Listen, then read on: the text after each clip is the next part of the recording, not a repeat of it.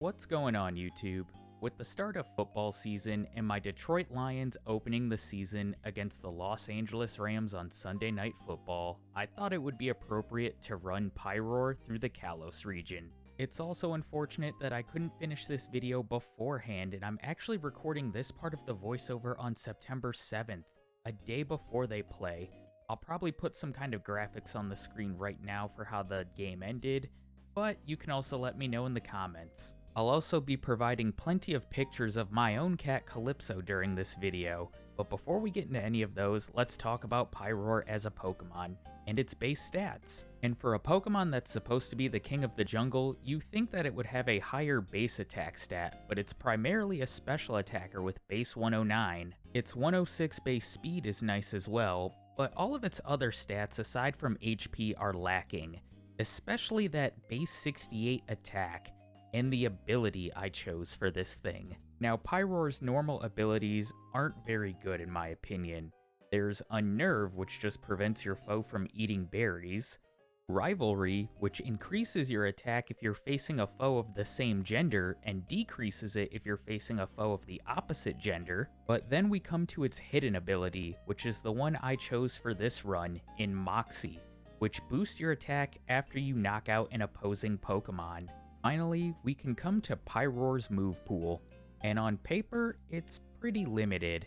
Looking at its TMs, I already know that I'm probably going to have to utilize the Sunny Day Solar Beam strat for Seabold, like I did with Talonflame, and it looks like I might have to rely on a combination of Workup and Fire Fang to take down Grant. One saving grace for Pyroar is that we start with Hyper Beam, which after Stab is 225 base power, and takes advantage of our special attack stat.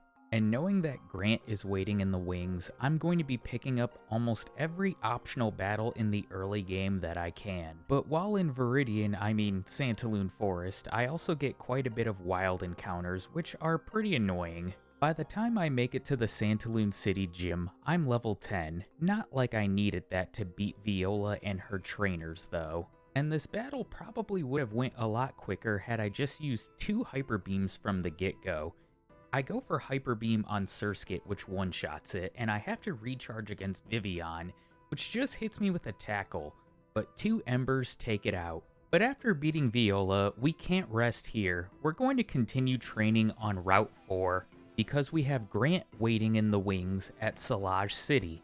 And when I face my third optional trainer, Pokefan Agnes with 3 Burmies, we level up to 15 and have the option to learn Noble Roar, and this move I thought would come in handy for Grant and in the run overall, especially when it comes to the league. The one drawback to all of that right now though, is that I want to keep both Noble Roar and Workup.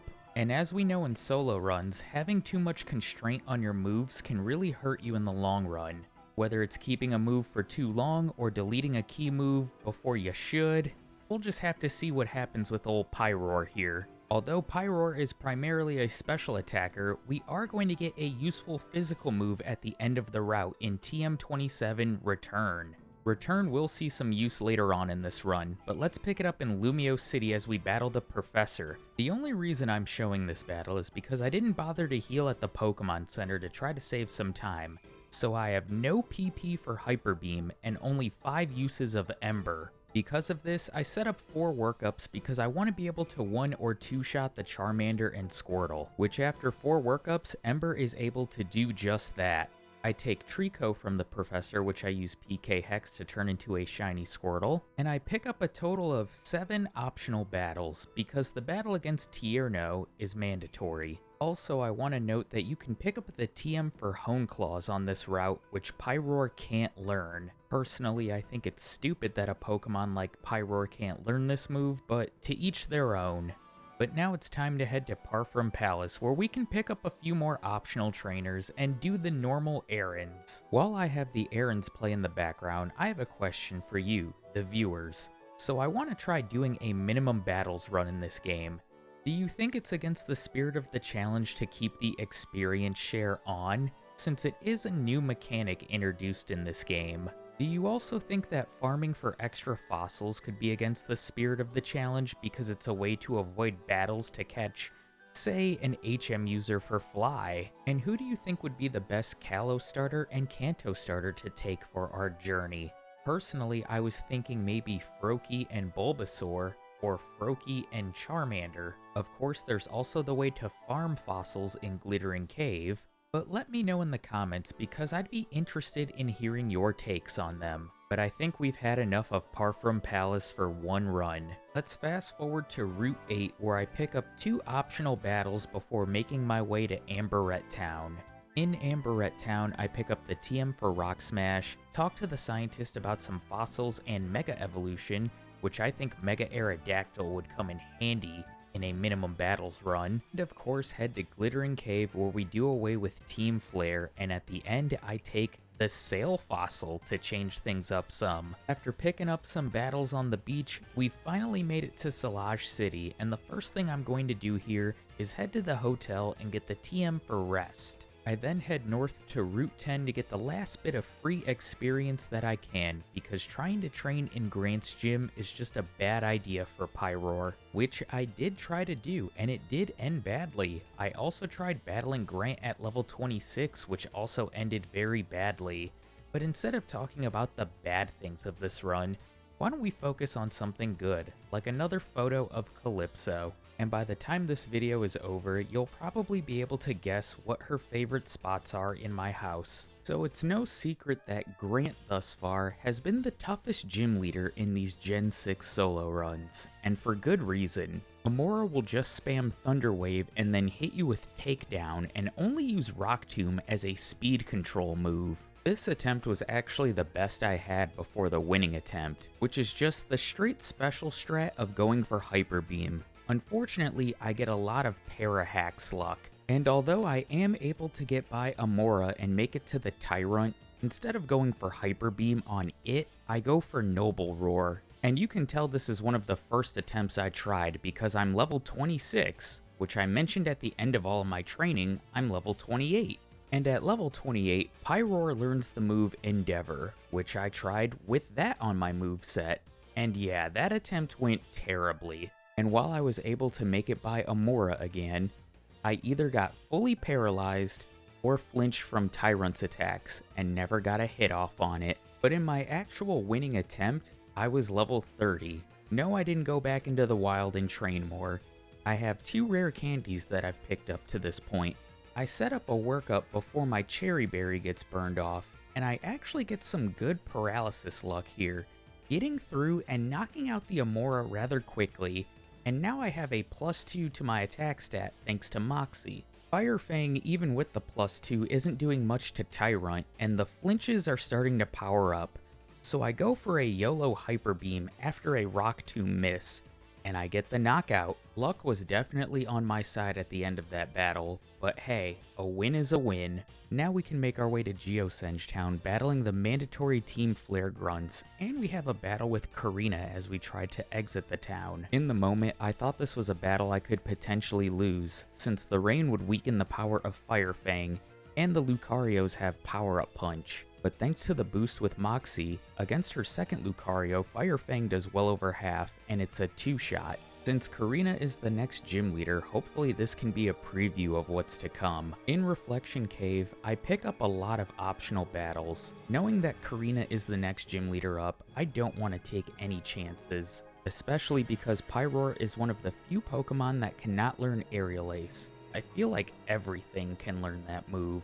But aside from my horrible overworld movement, Pyroar does get a bit of a setback against Black Belt Igor. He only has one Pokemon, which is a Sawk, but it also has the ability Sturdy, along with the moves Retaliate, Double Kick, and Bulldoze. And after one use of Bulldoze, Sawk now outspeeds me, and I make the mistake of not going for Hyper Beam sooner, and it knocks me out. So that's a very unfortunate reset to take, and I have to make my way through the cave all over again and battle those optional trainers all over again as well. On my second way through the cave, I make sure to avoid him this time to prevent anything like that from happening again.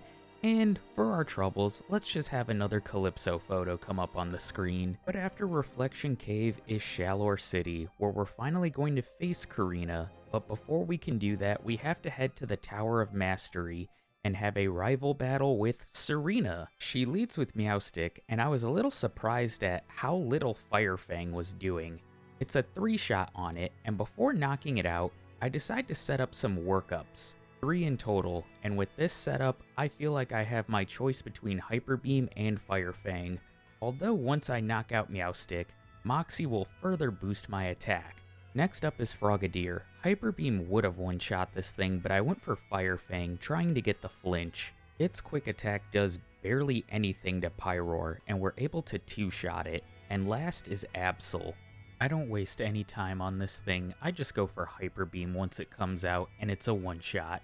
But now it's time to take on Korrina at her gym, and I've been dreading this battle since Salage City. One good thing though is that I'm now level 38 and have Flamethrower, which is a huge upgrade over Firefang in both power and the fact that it takes advantage of my special attack stat. And of course, another huge factor is that I still have Hyper Beam.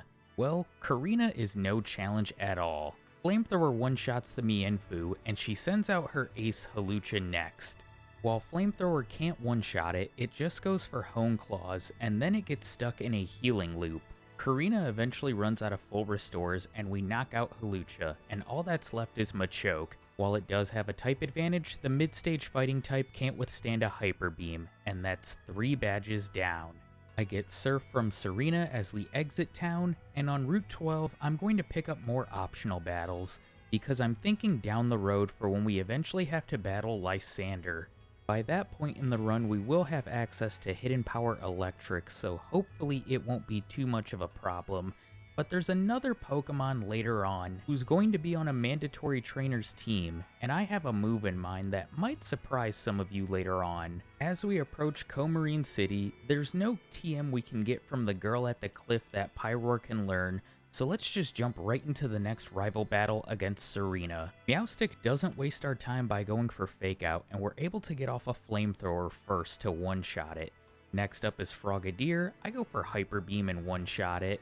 I could have probably 2-shot it with Flamethrower, but I knew Absol was no worry. It just hits me with 2 weak quick attacks before going down to Hyper Beam. And now we have a gym where Pyroar has a type advantage, and yeah, this feels really nice. The biggest challenge was just managing my PP to where I had enough Flamethrowers by the time I take on Ramos. And that was a bigger challenge than Ramos himself. Maybe he'll be difficult in one of these runs one day. Maybe with a certain water Pokemon that I have coming up in the next few months. But for Pyroar, it's just a one-shot sweep with Flamethrower. I think it's time for another photo of Calypso as we venture to the Lumiose Badlands. And to show how far behind I am on this voiceover, let me just put up a box score of the Tampa Bay Buccaneers and Detroit Lions game from the 15th. That game was awful. Almost as awful as having to battle my way through all of these Team Flare grunts in the power plant. But just like we restore the light to Lumiose City, there is light at the end of the tunnel. Or I guess tower or gym in this instance. Anyways, in this section of the voiceover, I was just thinking to myself, what if Pyroar, with its normal typing, got access to a move like Thunderbolt, which I feel like every normal type can learn? I got a little bit curious at this point and decided to look at Pyroar's move pool in Gen 9, and it gets access to Thunderfang and Psychic Fangs via TM. Pair that with its hidden ability Moxie and a move like Return, I don't even want to imagine what this thing could do. But what I want to see Pyroar do right now is beat Clemont so I can get my 5th gym badge. One thing I could have done before this battle was pick up the TM for Bulldoze, but Pyroar doesn't need it just yet. Flamethrower is more than enough, which one-shots Emolga. Next up is his Magneton, which has the ability Sturdy, so Flamethrower won't one-shot it. However, this thing always sets up electric terrain on the first turn. Clemont will then burn through 2 Hyper Potions as we bring it down to 1 HP each time we use Flamethrower, and eventually knock it out and stall out the electric terrain. His final Pokemon is Heliolisk, and like with the Emolga, it goes down to 1 Flamethrower. And I think Heliolisk is going to be a fun solo run challenge. Before leaving town, I do a few errands like stopping by Lysander's Cafe. This is actually required before you can advance the plotline. And this is also where you get the King's Rock. I purchased the TM for both Bulldoze and Sunny Day. Sunny Day is going to come in handy later on when we have to face Seabold of the Elite Four. And then I head to Route 14 where it's another rival battle with Serena. I actually forgot to pick up the Route 15 rare candy as you exit Lumiose City. Hopefully that doesn't bite Pyroar in the butt later on in this playthrough. One change I've made to the moveset though is now I have Return instead of Hyper Beam, because we're going to get the TM for it shortly. It's a 2-shot on Meowstic who sets up a light screen and Moxie procs, and now it's time to have some fun. Return is a 1-shot on Absol as I get another attack boost, and last is Greninja, who goes down to 1 return as well. On Route 14, I'm going to pick up more optional battles, and Return is short-lived because after defeating this trainer, I have the opportunity to learn Hyper Voice, which I do teach in the place of Return. I had mentioned earlier I was doing all of this extra training because of Lysander's Gyarados, but his Mienshao is also going to be a problem. But let's look at this photo of Calypso when she was tiny and forget about all of our problems for just a moment. The next gym will not be a problem though, as we face the Lavere City gym leader Valerie. Her lead is Mawile, and thanks to being part steel type, Flamethrower will one-shot it, although it's not like it could do much to us anyway. But the battle starts to get annoying when Mr. Mime comes out. Flamethrower fails to get the one-shot as it sets up Light Screen. So remember when I deleted Return for Echoed Voice? Yeah, I'm starting to kick myself for that now. We do manage to burn through both of Valerie's Hyper Potions as we stall out the Light Screen though. Once I knock out the annoying Mime, all that's left is Sylveon. Its best move it can hit me with though is Swift, since we resist Fairy-type attacks. Flamethrower looks like it's going to be a 3-hit KO on it, just barely. But we knock it out in 2, thanks to my second one critting. Next up is the Pokeball Factory, and I only take part in the mandatory battle against the Admin, Celosia, and Byrony at the end. You don't need to watch me ride conveyor belts, so we're just going to skip by all that boring crap. I get the Master Ball as a reward, and we can head to Route 15 where, once again, we're going to pick up some optional battles. One thing to note is that the PP up on this route I've been skipping in my more recent playthroughs. However, with Pyroar, I'm going to pick it up. What move could I possibly put that PP up into? Well, the answer is Work Up. Simply because that move is going to be on my moveset for this entire playthrough. The only other item of relevance on this route that I pick up is the rare candy. We can head into Dendemille Town and make our way to the Ice Cavern, and I make a pretty big mistake here. Aside from forgetting to use a repel, which thanks to the power of video editing, we don't need to see that encounter or me using a repel. After doing this ice sliding puzzle, if you want to call it that, you have 2 choices as to which path to take. You can take the upper path, where you face 1 black belt, or the bottom path, where you have a double battle. And Black Belt Alonzo here, we haven't seen him since the Greninja video, but he's making another guest appearance. Flamethrower fails to one-shot Scrafty as High Jump Kick does so much damage. We can knock it out on the next turn, but next is Throw. And just like with Scrafty, it's able to hang on from a Flamethrower. It retaliates with Storm Throw, and that's a pretty shitty reset to take. So yeah, I'm not going to make that mistake again. I'm going to take the bottom path this time and take the double battle with Hariyama and Grumpig. During the battle, my HM Squirtle grows to level 16, and I decide to let it evolve into a shiny Wartortle. I tell Team Flare to get the hell out of here, and we can take a ride on a Mamoswine, and finally head to Anastar City in our 7th gym battle. There are 3 errands I need to do once I get to Anastar City though. The first is heading to the Pokemon Center and buying the TM for Flamethrower. The next is going to be picking up the TM for Hidden Power, which I've gone with Hidden Power Electric. The last is the rival battle against Serena outside of the gym. One thing I should have did was pick up Hyper Beam from the Pokemon Center. I keep thinking it's 150,000 Pokédollars when it's actually 90. Hyper Voice is more than enough for Meowstic though, as it 2-shots it. Serena sends in Greninja next, and the 2 turns that it outspeeds and uses Water Shuriken, it only hits me a total of 5 times. Talk about bad luck. Bad luck for her, that is. She sends in Absol next, and her bad luck continues, as Flamethrower one-shots it. Her final Pokemon is Flareon, and Hyper Beam would have been very useful at this point in the battle. It probably would have one-shot it, but Hyper Voice will have to do for now, as once again it gets another 2-shot, and another easy rival battle down. And before we jump into this gym battle with Olympia, I'll take this moment to put another picture of Calypso on the screen for everybody. And before the battle against Olympia, I'm going to get rid of Hyper Voice in place of Hidden Power Electric.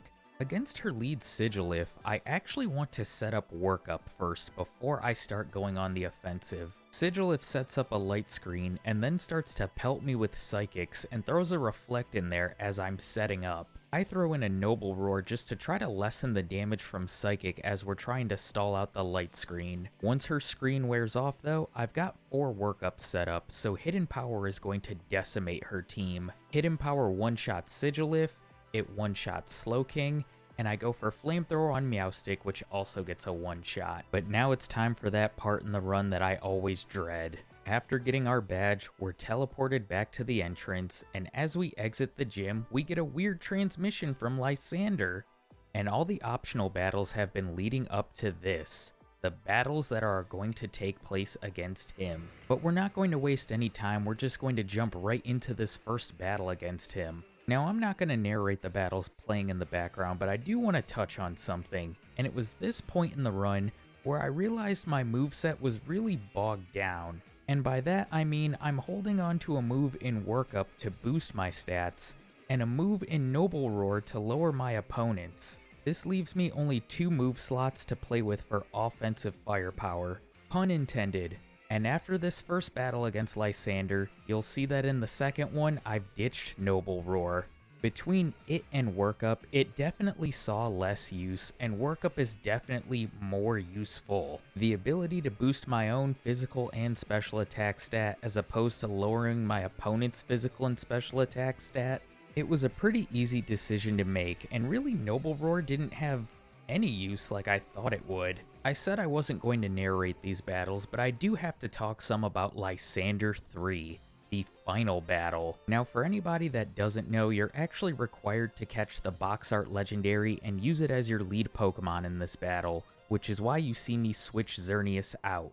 Now, thankfully, Mienshao doesn't go for something like Swords Dance and it doesn't outspeed me, so Hyper Beam just decimates it. That recharge turn is going to come back to bite me. Lysander's Pyroar is doing a lot of damage with Hyper Voice, and it's going to 3-shot me at this rate. Had I gone for Hyper Beam, I would have got knocked out by the Honchkrow, so this was going to be a loss either way.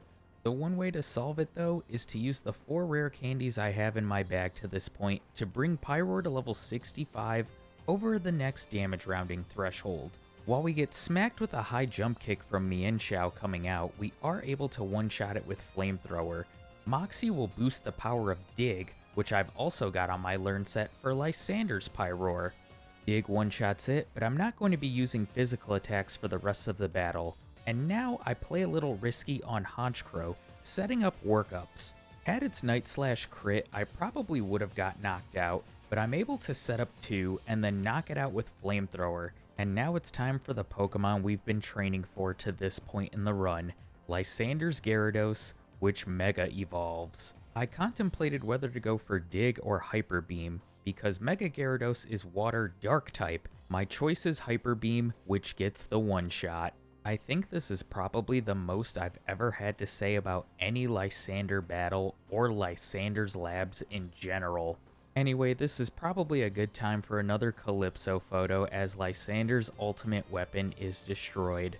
And let's see if I can quickly cover everything from here on out. I pick up the rare candy in Koraway Town, battle the Professor, then battle against Shauna, Tierno, and Trevor on the bridge to Snowbell City, make a pit stop in Pokemon Village and tell Wolfric to get back to his gym so I can get my 8th badge, which I'm not going to bother narrating this battle. Flamethrower just one-shots his entire team. And on Route 21, there's an annoying boulder puzzle you have to do, but the prize at the end is going to be great for Pyroar. If you saw my Talonflame video, you already know how this move is going to come in handy and what it's going to be paired with.